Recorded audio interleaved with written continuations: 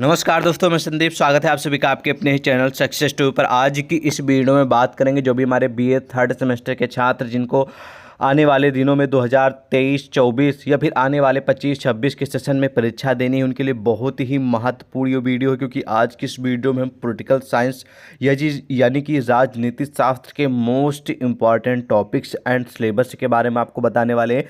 क्योंकि ये हम आपको इसलिए बताने वाले क्योंकि आपकी जो परीक्षा जब भी होगी तो उसमें जो प्रश्न आएंगे वो सिलेबस से ही आते हैं और मोस्ट इम्पॉर्टेंट टॉपिक्स जो होते हैं उन्हीं से आते हैं। ठीक है, तो वो कौन कौन से मोस्ट इम्पॉर्टेंट टॉपिक्स हैं और कौन सा सिलेबस है जहाँ से आपकी परीक्षा में सबसे ज़्यादा प्रश्न पूछे जाएंगे वो मैं आपको बताने वाला हूँ। अगर आप अच्छे से समझ लेंगे, पढ़ लेंगे तो आपके एग्जाम में बहुत ही ज़्यादा हेल्प मिल जाएगी। तो चलिए वीडियो को शुरू करते हैं। तो ये बी ए सेकेंड ईयर के बीए थर्ड सेमेस्टर के छात्रों के महत्वपूर्ण है। ठीक है, और ये सब्जेक्ट है पॉलिटिकल साइंस। ठीक है, और प्रश्न पत्र का नाम है पॉलिटिकल प्रोसेस इन इंडिया। तो इसका हिंदी में मतलब होता है पॉलिटिकल प्रोसेस इन इंडिया का कि भारत में राजनीतिक प्रक्रिया के बारे में, यानी कि जो भारत की राजनीतिक प्रक्रिया है वो किस प्रकार की है। ठीक है, भारत की राजनीतिक जो सिस्टम है, प्रोसेस है, वो किस टाइप का है उसके बारे में आपको पढ़ना है। तो पूरा का पूरा सिलेबस जो है, पूरे के पूरे जो क्वेश्चन आपकी परीक्षा में आएंगे पॉलिटिकल साइंस में, वो इसी पे आधारित रहेंगे। हर सब्जेक्ट की तरह ये भी 8 यूनिट में डिवाइड है और 8 यूनिट के 8 मोस्ट इंपॉर्टेंट टॉपिक्स हैं, तो उन्हीं से सारे जुड़े क्वेश्चन आएंगे। ये पूरा का पूरा सिलेबस इंग्लिश में होता है, लेकिन आप लोग अच्छे से समझ पाएँ और आपको अच्छे से हम समझा पाएँ, इसलिए इसको मैंने पूरा का पूरा हिंदी में कन्वर्ट कर रखा है और पूरी पूरी पीडीएफ भी हम आपको देंगे। शायद यूट्यूब पे आपको कोई हिंदी में सिलेबस नहीं बताएगा। ठीक है, ओके, तो मैं आपको बता रहा हूँ। यूनिट नंबर फर्स्ट में आपको क्वेश्चन कुछ इस प्रकार के देखने को मिलेंगे, ध्यान से समझिएगा। उत्तर औपनिवेशिक भारत में लोकतंत्रीकरण की प्रक्रिया, यानी कि जो उत्तर औप ठीक है निवेशिक भारत है, इसमें जो लोकतंत्रीकरण प्रक्रिया है ये किस प्रकार की है, ये किस प्रकार का है और उसके बारे में आपको बताना है। तो जानते हैं लोकतांत्रिक प्रक्रिया के बारे में। ठीक है, तंत्रीकरण प्रक्रिया के बारे में। तो सिंपल शब्द में बोलें तो लोकतंत्र या फिर प्रजातंत्र, ठीक है, एक ऐसी शासन प्रणाली है जिसके अंतर्गत जो जनता होती है अपने स्वेच्छा से, यानी कि अपने इच्छा से निर्वाचन में आए हुए किसी भी उम्मीदवार को मत देकर अपना प्रतिनिधि चुन सकती है। ठीक है, कहने का मतलब ये है कि जब इलेक्शन होता है, जब चुनाव होते हैं, तो बहुत सारे कैंडिडेट ठीक है उसमें भाग लेते हैं, यानी कि बहुत सारे कैंडिडेट इलेक्शन में खड़े होते हैं। ठीक है, जैसे एग्जांपल के लिए चुनाव होता है तो देखिए उत्तर प्रदेश में तो खासकर ठीक है, एग्जांपल के लिए हम आपको बता दे रहे हैं, जैसे कि नेशनल में मोदी जी खड़े होते हैं और राहुल जी के खड़े होते हैं। ठीक है, और भी बहुत सारी जो अन्य पार्टियाँ वो भी खड़ी होती हैं। तो वो उसी तरह यहाँ पर बताया जा रहा है कि बहुत सारे जो हैं उम्मीदवार मतलब कि खड़े होते हैं। ठीक है, तो उसमें ये होता है जब निर्वाचन आता है, यानी कि जब इलेक्शन होता है, तो उसमें बहुत सारे उम्मीदवार खड़े होते हैं, लेकिन जो जनता है वो अपने अनुसार, ठीक है, जो जनता है वो अपने अनुसार जो उम्मीदवार को है उसको अपने अनुसार वो सिलेक्ट करती है, यानी कि अपने अनुसार वो चुनाव करती है, उसको अपना वोट देती है। ठीक है, चुन सकती है तथा उसे विधायिका का सदस्य बना सकती है। ठीक है, लोकतंत्र दो शब्दों से मिलकर बना है। पहला है लोक प्लस तंत्र, पहला है लोक फिर है तंत्र। ठीक है, तो लोक का मतलब होता है, फिर लोक का अर्थ होता है जनता और तंत्र का अर्थ होता है शासन, यानी कि कुल मिला के देखा जाए तो जनता का शासन। ठीक है, ये हो गया लोकतंत्र की परिभाषा। आई होप आप समझ गए होंगे कि लोकतंत्रीकरण की प्रक्रिया कैसी होती है, इसमें क्या होता है। ठीक है, सिंपल सी परिभाषा आपकी हुई कि एक ऐसी प्रणाली होती है जिसके अंतर्गत जो जनता होती है वो निर्वाचन में आए किसी भी उम्मीदवार को अपना प्रतिनिधि यानी कि अपना वोट देकर उसे चुनती है और उसे विधायिका यानी कि जो सिस्टम है, जो गवर्नमेंट है, उसका एक सदस्य बनाती है, जिसे हम लोकतांत्रिकरण या फिर लोकतांत्रिकरण की प्रक्रिया कहते हैं। और लोकतांत्रिक जो करण है दो मतलब लोकतंत्र जो ये दो शब्दों से मिलकर बना है, लोक प्लस तंत्र। लोक का मतलब होता है जनता और तंत्र का मतलब होता है शासन, यानी कि जनता का शासन। ठीक है, तो ये हो गया इसकी पूरा का पूरा मामला। आई होप आपको समझ में भी आ गया होगा। अब लोकतंत्र के आयाम कौन कौन से इसके बारे में जान लेते हैं। ठीक है, तो लोकतंत्र में आयाम का मतलब ये हुआ कि लोकतंत्र सरकार की एक प्रणाली है जो नागरिकों को वोट देने और मतदाताओं को अपनी पसंद की विधायिका का चुनाव करने की अनुमति देता है। इसके कुछ कोई मुख्य अंग होते हैं, ठीक है। और लोकतंत्र के आयाम जैसे देखा जाए तो इस प्रकार के हैं: सामाजिक आयाम, आर्थिक आयाम, राजनीतिक आयाम।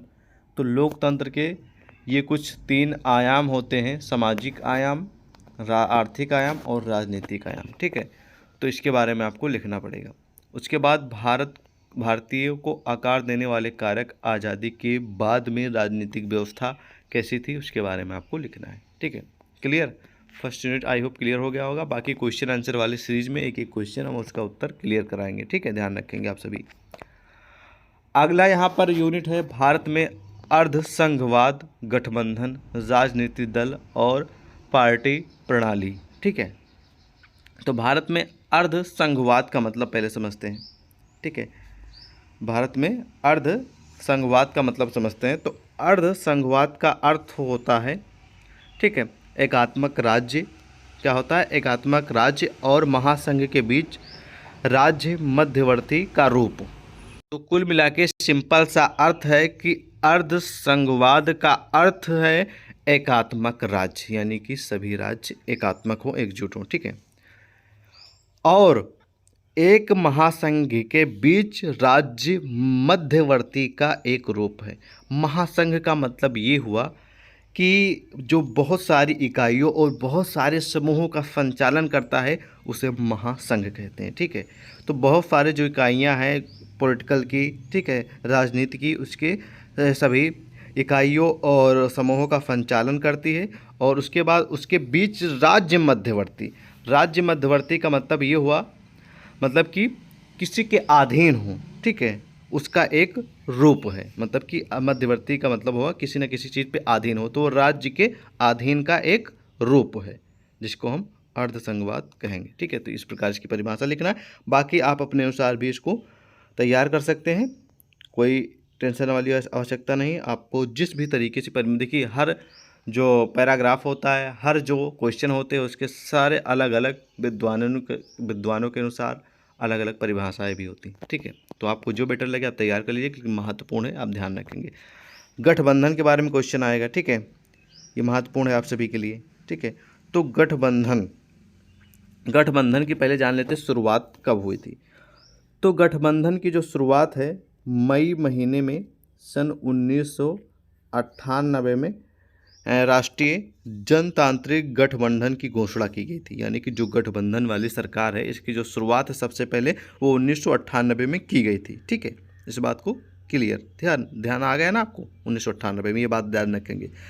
और आप जानते हैं गठबंधन की परिभाषा, राजनीति में गठबंधन कई राजनीतिक दलों का गठबंधन है। यानी कि बहुत सारी जो पार्टियां होती हैं, बहुत सारी जो दल होते हैं, उन सभी का एक में जब आ जाएं तो उसे गठबंधन कहेंगे, ठीक है। एक गठबंधन सरकार वह होती है जिसमें राजनीतिक दल सरकार स्थापित करने के लिए मिलकर काम करते हैं, ठीक है। मतलब कि सब लोग मिलकर, जैसे कि बहुत सारे, जैसे कि मान लीजिए एग्जाम्पल के लिए, जैसे के लिए उत्तर प्रदेश में आप तो जानते हैं, एक तो मतलब कि आपकी सरकार भाजपा हो गई, और ठीक है, कांग्रेस हो गया, और सपा हो गया, और ठीक है, और ठीक है, वो बीएसपी, ठीक है, जिसको आप लोग बोलते हैं मायावती वाली सरकार, ठीक है। तो ये सभी अगर मान लीजिए एक साथ मिलकर, मतलब कि एक साथ सभी जितने भी पार्टियां हैं, जितने भी दल हैं, सब एक साथ मिलकर, ठीक है, चुनाव की तैयारी करें या फिर चुनाव लड़ें, ठीक है, एक साथ मिलकर, ठीक है, तो उसे हम गठबंधन कहेंगे कि सभी सरकारों ने एकजुट हो गए, गठबंधन कर लिया है, ठीक है। तो इस प्रकार इसकी परिभाषा लिखेंगे। और एक साथ काम करने वाले एक से अधिक राजनीतिक दलों द्वारा बनाई गई सरकार को गठबंधन कहते हैं, ठीक, समझ में आ गया। उसके बाद राजनीतिक दल, पार्टियां सब इसी के अंतर्गत आ जाएंगी, ठीक है। बाकी जो क्वेश्चन बनेंगे इनसे हम आपको क्वेश्चन आंसर वाली सीरीज में कवर कराएंगे। अब यूनिट नंबर 3 में आपको लोकतांत्रिक, ठीक है, विकेंद्रीकरण के बारे में पढ़ना पड़ेगा। तो लोकतांत्रिक विकेंद्रीकरण का अर्थ है कि शासन सत्ता को एक स्थान पर केंद्रित करने के बजाय उसे स्थानीय स्तरों पर विभाजित किया जाए। यानी कि लोकतांत्रिक, ठीक है, लोकतांत्रिक विकेंद्रीकरण का अर्थ है जो शासन है, सत्ता है, उसको एक स्थान पे ना रखकर, एक स्थान पर अस्थायी ना रखकर, ठीक है, उसे कई स्थानीय स्तरों में विभाजित कर देना, कई स्थानों पे, ठीक है, एक जगह नहीं, कई सारी जगहों पे उसका विभाजन कर देना, उसे ही हम लोकतंत्र की विकेंद्री, ठीक है, विकेंद्रीकरण कहेंगे। क्लियर। बाकी इससे कुछ संबंधित क्वेश्चन है जो कि आपको तैयार कर लेना चाहिए कि भारतीय संविधान का 73वां एवं 74वां संशोधन में क्या हुआ था, वो आपको तैयार कर लेना, मोस्ट इंपॉर्टेंट टॉपिक एग्जाम के लिए, तो ध्यान रखेंगे आप सभी। यूनिट नंबर आपको 4 में पढ़ना पड़ेगा दबाव समूह। तो भाई दबाव समूह क्या है इसके बारे में जानते हैं। तो दबाव समूहों के संदर्भ में कहा जाता है कि जब कोई संगठन अपने सदस्यों के हित की पूर्ति के लिए राजनीतिक सत्ता को प्रभावित करता है, मतलब कोई भी संगठन है तो उसके हित के लिए, यानी कहने का मतलब ये है कि जब कोई संगठन अपने सदस्य के हित के पूर्ति के लिए राजनीतिक सत्ता को प्रभावित करता है, यानी कि उसको इम्पैक्ट डालता है, ठीक है, और उनकी पूर्ति के लिए दबाव डालता है, तो उस संगठन को दबाव समूह कहेंगे। मतलब कि दबाव मतलब किसी चीज़ के लिए, किसी संगठन के व्यक्ति के लिए किसी चीज़ के लिए दबाव बनाना कि हाँ इसको ये अधिकार मिलना चाहिए, ठीक है, तो उसे हम संगठन दबाव कहेंगे। ओके, उसके बाद आपको अगला पॉइंट देखेगा, यानी कि अगला इसमें और भी क्वेश्चन आपको देखने को मिलेंगे, जैसे कि मतदान व्यवहार किसे कहते हैं, राजनीतिक, ठीक है, जाति एवं राजनीतिक के बारे में आपको पढ़ना पड़ेगा, एवं संबंध, चुनाव सुधार की आवश्यकताएं क्या क्या हैं, ठीक है, ये आपको पढ़ना पड़ेगा। अलगाव और समायोजन की राजनीति क्या है, ये भी टॉपिक इंपॉर्टेंट है, इनको आप पढ़ लीजिएगा, ठीक है। अपने देखिए इंपॉर्टेंट है, आपको तैयार करना आपकी जिम्मेदारी है, और मैं आपको बता रहा हूँ कि हाँ ये महत्वपूर्ण है, ठीक है। अगले यूनिट में आपको पढ़ना पड़ेगा भारत में 5 नंबर में भारत में धर्म और राजनीति, भारत में जो धर्म और राजनीति के बारे में क्या आपकी राय है, क्या समझते हैं, ये बताइए। तो आपकी जानकारी के लिए बता दें, धर्म किसी के आंतरिक विश्वास का विषय है। धर्म किसी के आंतरिक विश्वास का विषय है। धर्म मनुष्य के जीवन के सभी पहलुओं को प्रभावित करता है। धर्म सामाजिक जीवन की नींव है। देश के कानूनों के द्वारा धार्मिक परंपराओं और मान्यताओं को प्रमुखता दी जाती है, ठीक है। और भारत एक बहु धार्मिक देश भी है। इसमें हिंदू, मुस्लिम, सिख, ईसाई, जैन, पारसी और अन्य धर्मों के लोग यहाँ पर रहते हैं, ठीक है। और हिंदू की आबादी करीब 82% से अधिक है। बड़ी संख्या में हिंदुओं के बावजूद भारत को एक धर्मनिरपेक्ष राज्य घोषित किया गया है। धार्मिक संहिता और धर्म भारतीय राज्य व्यवस्था को आधारशिला है, ठीक है, इसकी आधारशिला है। तो इस प्रकार आप लिखेंगे भारत में धर्म और राजनीति के बारे में। बहुत ही टॉपिक इंपॉर्टेंट है, परीक्षा में आएगा पूरी उम्मीद है, ठीक। इसमें कई क्वेश्चन बन सकते हैं कि धर्म और राजनीति में संबंध बताइए, धर्म और राजनीति के बीच अंतर बताइए, ठीक है। इस प्रकार के क्वेश्चन बन सकते हैं जो कि आपको तैयार कर लेना। क्वेश्चन पक्का है, आएगा ही आएगा, श्योर है। धर्मनिरपेक्षता पर बहस, तो धर्मनिरपेक्षता बहुत ही इंपॉर्टेंट टॉपिक है, इसको जरूर क्लियर कर लीजिएगा, ठीक है। हम आपको इसको क्वेश्चन आंसर वाले सीरीज में बताएंगे। बाकी अभी से आप तैयार करना चाहते हो तैयार कर सकते हैं। इन सभी प्रश्नों का उत्तर, टॉपिक्स का उत्तर आपको बुक में या फिर इंटरनेट पे मिल जाएगा। अब यूनिट नंबर 6 में है कि महिलाओं से जुड़ा क्वेश्चन है, यानी कि राजनीति क्षेत्र में महिलाओं की क्या भूमिका है, ठीक है, और राजनीति के क्षेत्र में महिलाओं ने अपना क्या योगदान दिया है, ठीक है, उसके बारे में लिखना है। तो महिलाओं के बारे में तो आपको मैं बता दूं, स्वतंत्रता आंदोलन के दौरान महिलाओं ने पहली बार स्वतंत्रता और समानता के मूल्यों को समझा, ठीक है, यानी कि उनकी स्वतंत्रता क्या है, समानता क्या है, उन सभी मुद्दों के बारे में समझा। मताधिकार, शिक्षा, राजनीतिक जैसे अनेक क्षेत्रों में उन्हें अपेक्षित सफलता मिली, यानी कि मताधिकार का मतलब कि अपना वोट देने का अधिकार। शिक्षा के क्षेत्र में, राजनीति के क्षेत्र में उन्हें काफ़ी सफलता मिली, ठीक है। आज़ादी के बाद भी उन्होंने नए राष्ट्र के निर्माण में महत्वपूर्ण भूमिका निभाई है। सुचेता कृपलानी पहली महिला मुख्यमंत्री बनी, ठीक है।